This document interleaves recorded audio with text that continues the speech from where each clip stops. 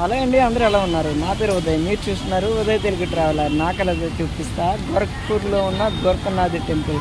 అవునండి, మనం అయితే ఇప్పుడు ఉత్తరప్రదేశ్లో ప్రాచీన దేవాలయాల్లో ఒకటైన గోరఖనాథ్ టెంపుల్కి అయితే రావడం జరిగింది. అదేనండి టెంపుల్. సో ముందుగా టెంపుల్ లోపలికి వెళ్తే ఈ టెంపుల్ గురించి కొన్ని విషయాలు అయితే చర్చించుకుందాం పదండి. ఈ టెంపుల్కి రావాలి అనుకుంటే హైదరాబాద్ నుండి డైరెక్ట్గా 4 ట్రైన్స్ అయితే ఉంటాయండి. అండ్ వైజాగ్ నుండి చూసుకుంటే డైరెక్ట్ ట్రైన్స్ అయితే లేవు, లింక్ ట్రైన్స్ అయితే ఉంటాయి. అవి 2 మంత్స్ ముందు టికెట్స్ బుక్ చేసుకుంటే కన్ఫర్మ్ అవ్వచ్చు. అండ్ ట్రైన్ డీటెయిల్స్ అయితే డిస్క్రిప్షన్లో పెడతాను, చూడండి. ఈ టెంపుల్ విషయానికి వస్తే ఈ టెంపుల్లో గురు గోరఖనాథ్ని అయితే పూజిస్తారండి. అతను మహాయోగి, ఇండియా మొత్తం తిరిగారు. 12వ శతాబ్దానికి చెందినవారుగా పురాణాల్లో తెలుస్తుంది.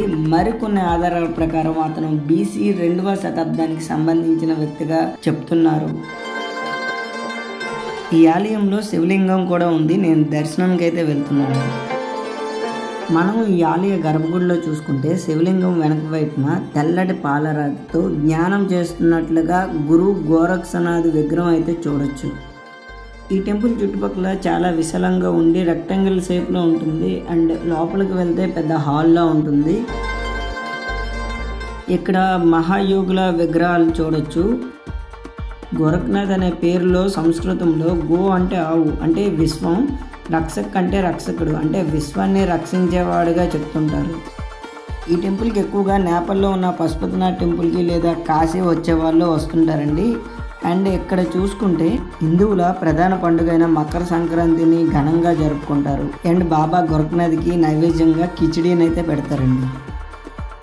ఈ గోరఖ్పూర్కే కాదండి, భారత్ మొత్తం బాబా గోరఖనాథ్కు అంకితం చేసిన దేవాలయాలు, మఠాలు చాలా ఉన్నాయి. వీడియో అయితే చూశారు కదా. వీడియో నచ్చినట్లయితే లైక్ చేయండి అండ్ షేర్ చేయండి. ఫస్ట్ టైం ఛానల్కి విజిట్ చేసినట్లయితే సబ్స్క్రైబ్ చేయగలరు. జై హింద్.